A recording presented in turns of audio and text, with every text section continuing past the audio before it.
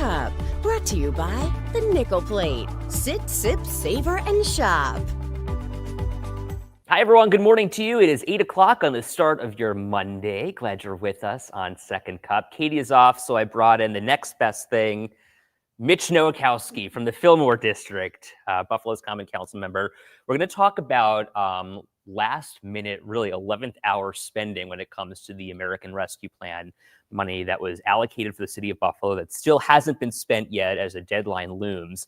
We'll talk about that in a moment. We also want to talk about the bills this morning and last minute holiday shopping. Are you doing any because you're running out of time? But of course, first we got to address the elephant in the room, and I just wanted to say thank you so much for all of your kind thoughts, your well wishes. I know Katie was loving the fact that I was silenced for a week and a half.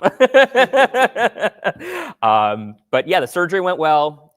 Everything is good. You've had the surgery before, right? Yeah, I had it when I was a kid. I had it twice. Oh my gosh. God help me if I have to do this again because it was miserable.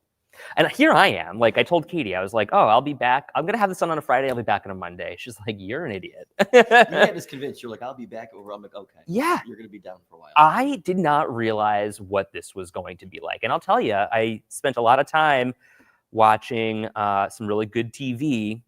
And so here's my ultimate recommendation. If you have the time, watch 688. It's the new Kerry Washington movie. Tyler Perry made it. And it was one of those movies that kind of leaves you with thoughts. And I love that when a movie can do that. Like it was deep, it was powerful, it was emotional, and like leaves you thinking, like hope for a better time. And it's one of those movies that I think everyone can benefit from watching. It was really good. But then I also watched this series called Obliterated. That was like The Hangover mixed with a Russian crime plot. It was great, very funny.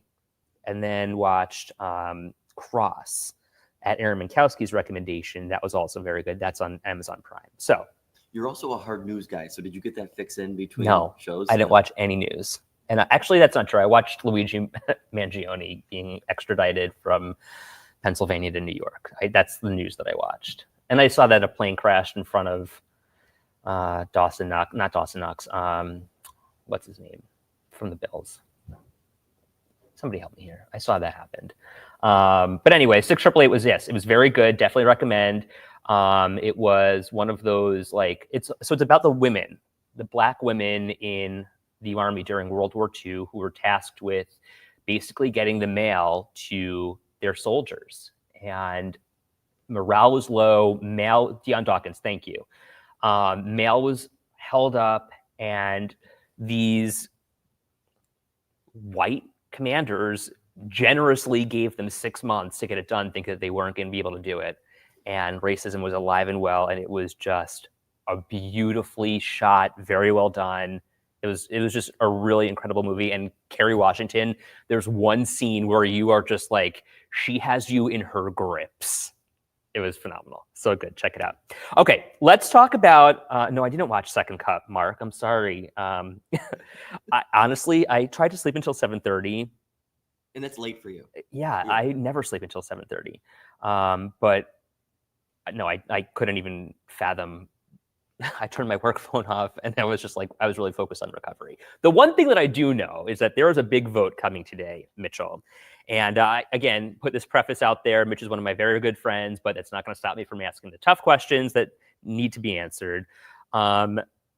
Today, I mean, it all comes down to this. There is American Rescue Plan money, 10% of which that is not used yet, and time is running out. I mean, like, we are down to the wire. It has to be used by the 31st. What gives? Yeah, so this has really been uncovered in City Hall with a audit that the acting mayor commenced with Drescher and Malecki. And there's a series of 6 amendments that the council is going to be deliberating on in our council meeting, and we're going to have caucus before at 11 o'clock in the morning. And it's really to make sure that we get these funds reallocated and spent, because right now the places where these monies were initially approved for is not out the door. I mean, the finance people and the former mayor did not get this out the door. So now the common council has to reallocate to guarantee that it's going to get to where it's got to go, or we have to give it back to Uncle Sam. And look, leadership's tough, and I'm planning to vote to get this money reallocated because we can't give a penny over. So tell the people who are watching, what does reallocating this money actually mean, and what good does that actually do? So the council, over the series of about 2 to 3 votes, because remember, COVID's about 5 years ago, and I was really thinking about Thank God. Yeah, I'm like, wow, it's been a long time. And these monies were called American Rescue Plan. I don't know who they rescued other than the municipality to fill budget holes. Over half of the money went to fill budget holes. So the council had initially voted on a blueprint of where the money should have went. We had already voted for that. Now we were being told this money that you had originally approved has not been out the door, and we have to reallocate it, meaning we have to put it back in different places for it to be properly spent. So in other words, you want to get this done, reallocate it, say that you're using it in the future. Does that like skirt the rules, or is that kind of like what it's supposed to be doing? So the 2 funding lines that the acting mayor has proposed to the common council is to move $11 million that was originally meant for water relief. We're now discovered that it was used for capital projects and not for giving low to moderate income residents water bills. So there's taking money and reallocating so that pot is replenished so that program could go forward. And then the rest where it couldn't get out the door, where contracts weren't signed, programs were not done, information was not given to the municipality, that money, since it could either go back to Uncle Sam or it's going to be reallocated to revenue replacement. Okay, can I just see if your mic is on here? Yes. Because they're saying that they can't really hear you. And as is typical, it's not on. But here we go. Okay. No. Let's start over. Della says Mayor Brown didn't handle that correctly. Mark says he screwed it up since day one when the city got it. Are you putting blame here on the Brown administration? Absolutely, and I'm going to tell you why. So the mayor, the function of city government is that the mayor proposes, the common council disposes. Mm-hmm. So the mayor's job is to really make sure that you put items before the council, and then we vote. We do through a series of amendments and make sure that it's properly allocated. And so it's his finance department and his commissioners that are tasked with making sure that money gets to where it's got to go, and especially when you're adhering to the common council's guidelines. So bottom line is, now Mitch is loud and I'm quiet. Well, okay, so I can be a lot louder, Lauren. Sorry about that. My mic is on too. Bottom line here, the fact that you are saying that the former mayor is responsible for mismanaging these funds is certainly startling. The idea that this money was there but not being used, I'll put both on. Thank you.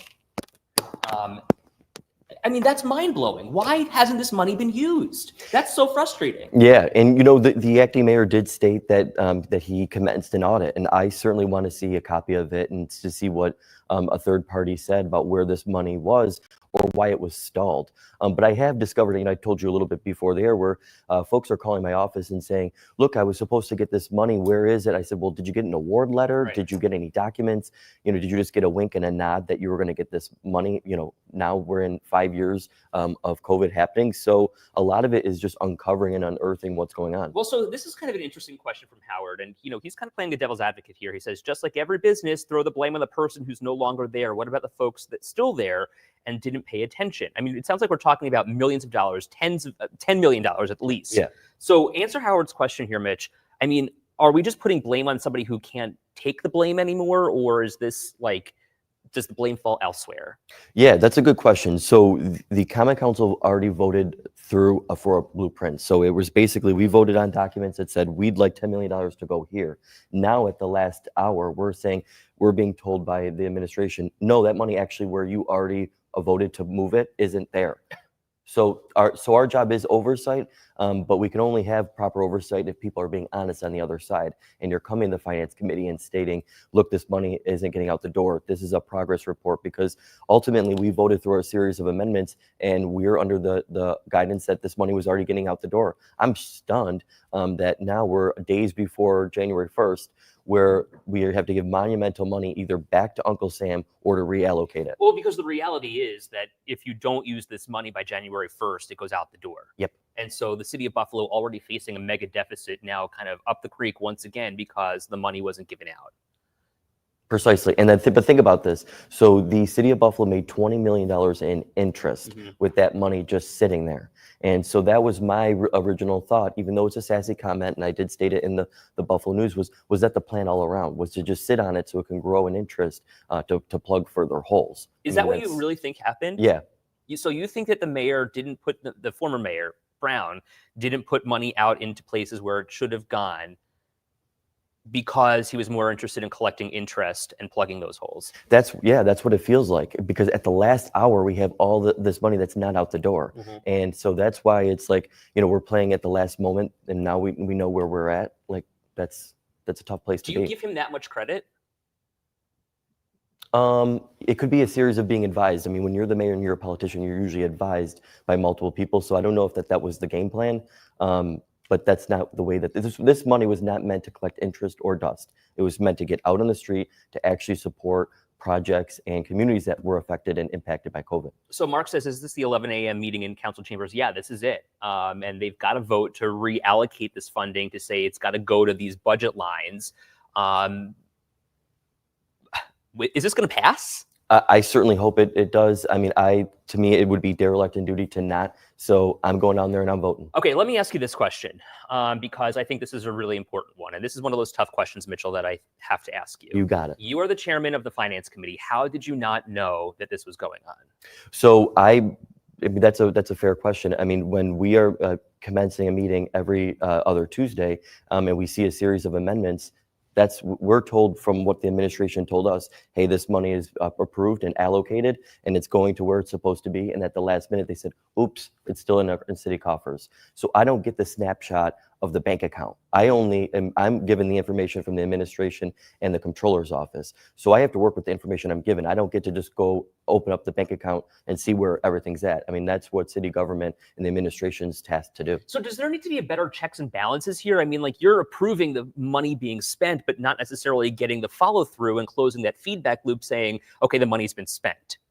Does there need to be better oversight? There needs to be better. I mean, there needs to be better trust and transparency from the other side and from the administration. I think the two new members are very frustrated, but that's kind of what I've been dealing with in City Hall for 5 years. It's having someone on the other side and having a hard time with them giving you accurate information so that you can make wise decisions. So Anita says, so why are we waiting till 1 week before the new year to talk about this and start talking about this? Like, it seems like you guys are just kind of finding this out now and really are working to get the money doled out so that we don't lose it. But why are we just finding out about this now? So the acting mayor, Chris Scanlon, commenced an audit that stated that this money was not out the door and that it was really disastrous with the former administration getting this money out the door. So at the last minute, we've got this last minute information. And to me, rest is for the weary. We got to get going here. So we've been working around the clock. So Kim says, why can't the money be sent where the money is needed ASAP now? Is that what's happening? Yes. So what we're being told is that this money has to be contracted out. You have to show the federal government that you have all your proper documentation, that you've passed an RFA process, and that you currently are in contract with the money. So if we don't have time to get this money contracted and out and documents signed, then we could lose it. So that is really the administration of contracts. And so to Anita's point, how are you supposed to do your job with only a fraction of the true information? That's to me the toughest part of the job, because I'm pretty diligent and I ask hard questions and I work off the the documentation that's given to me. But if I'm not given accurate information or I'm not being briefed, I mean the finance commissioner should have came to me and said, Chairman, this money's not out the door. Snapshot in July, this is where we're at. I shouldn't have. Why didn't that happen? Should it happen? I can't speculate, but it should have happened. So should that person still be in a job? They aren't there. That person is gone. Why? They work at the discretion of the mayor. And so Scanlon got rid of him. And who is that person? The former there's the former finance department. So Mhm. Delano O'Dell was the finance commissioner. And so that person is out. So it's a shakeup. Yeah, there's been a shakeup on the second floor. James says it takes months to get through red tape. I mean, is this part and parcel for the Brown administration? I mean, to me, it's just like the overall sense of malaise that I usually have with city government, because I talk quick and think even quicker. So when I can't get something done, I'm like, oh my gosh, what's going on here? And I think that my colleague, Majority Leader Halton Pope, basically said that it shouldn't be this hard. It shouldn't be this hard to get the money out the door to where it's supposed to be. Mm-hmm. And so, the Brown administration, or the mayor himself, the former mayor, would say, oh, well, I did my job. But you're saying he really didn't. Yeah, I mean, the finance department should have had a snapshot in real time, and they had enough time to say, wow, we really are having a hard time getting this money out. How do we have conversations with the Common Council to start reallocating? Because we've re-voted on ARP dollars about 2 to 3 times, because as time changed, priorities changed, and the need in the communities changed. So we had to do a series of reallocations for a while. So I don't understand why 2 weeks before January, we're told, Common Council, we need you to vote on these 6 amendments right now. Hurry up, get going, and then put us on defense. But to me, I'm not gonna. I mean, we got to vote. But I mean, this is at the detriment to the city of Buffalo's taxpayers. These are the people who deserve and should have services rendered and amenities available because they are taxpayers. We're talking millions of dollars here that isn't being put out the door, not only for relief, especially when it comes to your water bill, but also money that could have been helpful when times were really tough during COVID. That's really unfortunate to hear. Peter says, what happened to the $20 million in interest? So that goes back to the general fund. Mm-hmm. Okay. Brittany says, politics, information is power, but smoke and mirrors is so mesmerizing. Mark says he just gave money to his friends in business. Anita says, well, I never realized the city government runs their government kind of like I run my life, with a lot of procrastination.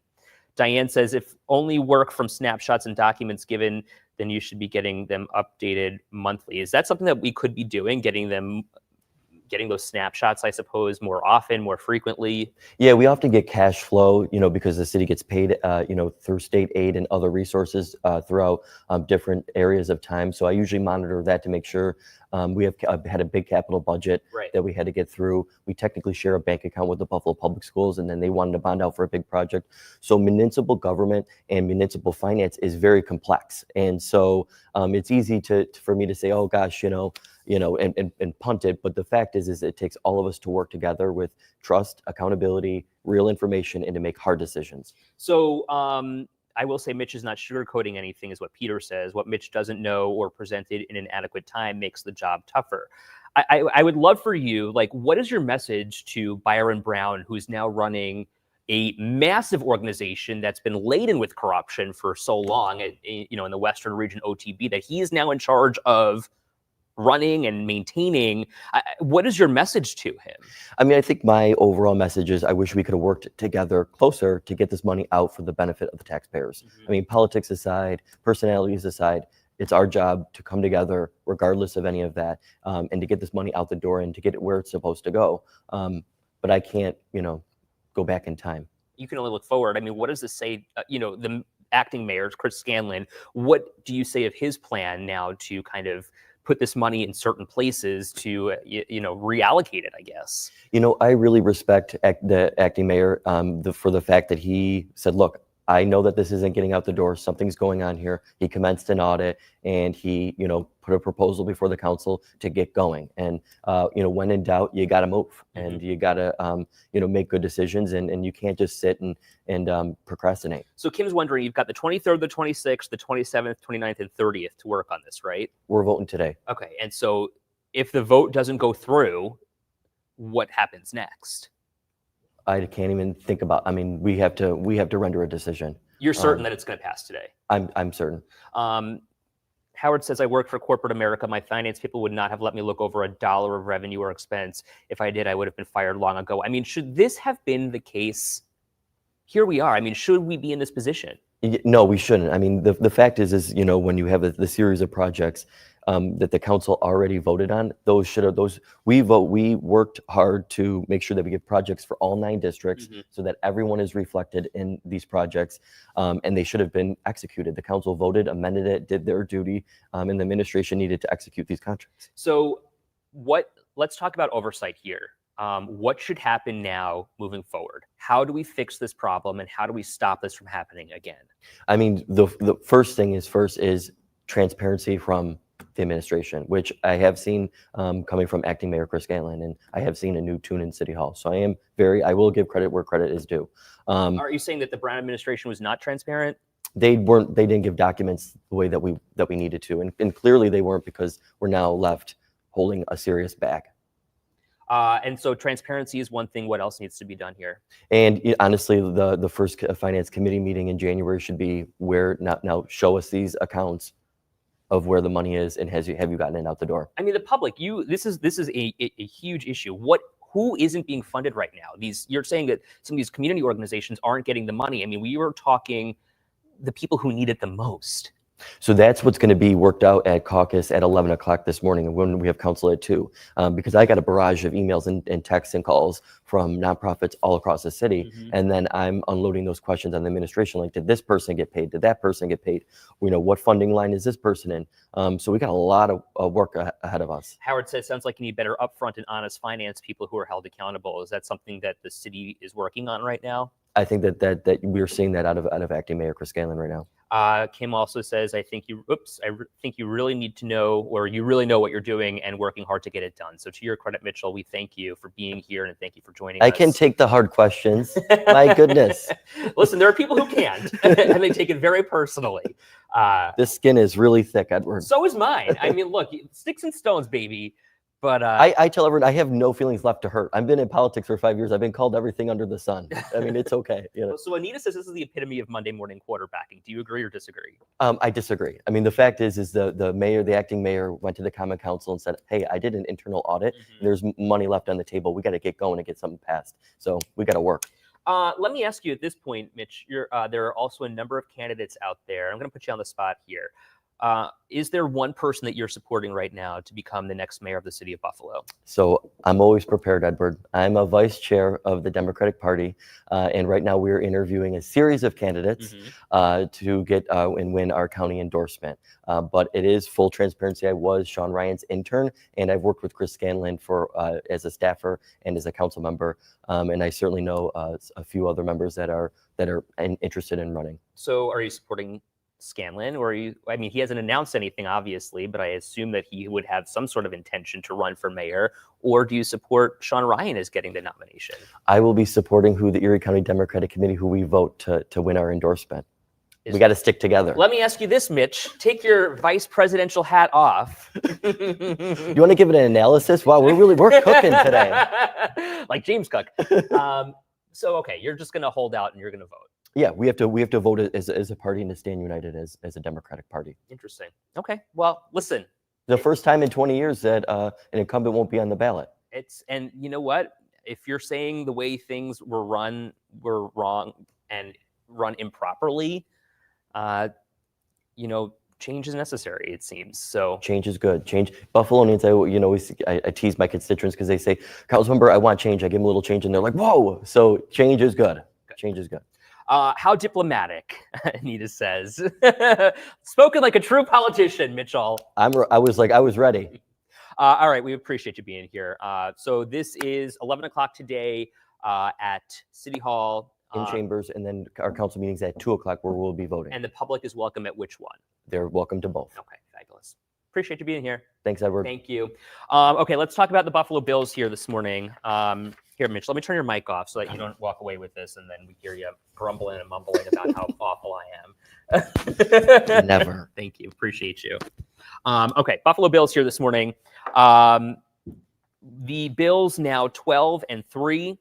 And this is one of those moments where we want to see the Bills take action. They're in the hunt for the 1 seed. What do we think about them? What do we think about them, really trying to get there? And will they get there? We just need the Kansas City Chiefs to lose. Happy Monday, everyone. Go Bills is right. Anita says, yeah, this is one of those moments where we are just like on the edge of our seats. We want more from our Bills. You're welcome, Jake. Great to hear from you. Shonda says it wasn't pretty. It certainly wasn't. Get rid of the red uniforms, Mark says. Yeah, I mean, there was a lot of controversy about them for what it's worth. I wonder what we do moving forward here. Will we win against the Jets? Are we going to come out strong in the second half, or is this going to be a first half domination? Lauren says, boring game yesterday. Marguerite says, what a game. Was too close for comfort. Listen, appreciate your voice. Love getting into the issues. Thank you to Mitch for being here. Tomorrow, we've got a very special guest. Santa is going to be with us live on the Second Cup set. So if you've got kids or nieces or nephews, grandkids, make sure they're watching. They can ask Santa any question, and we'll answer them here on Second Cup. So we got to get the show on the road here. I got to get back on TV. Hope you're off to a great start. We'll see you tomorrow.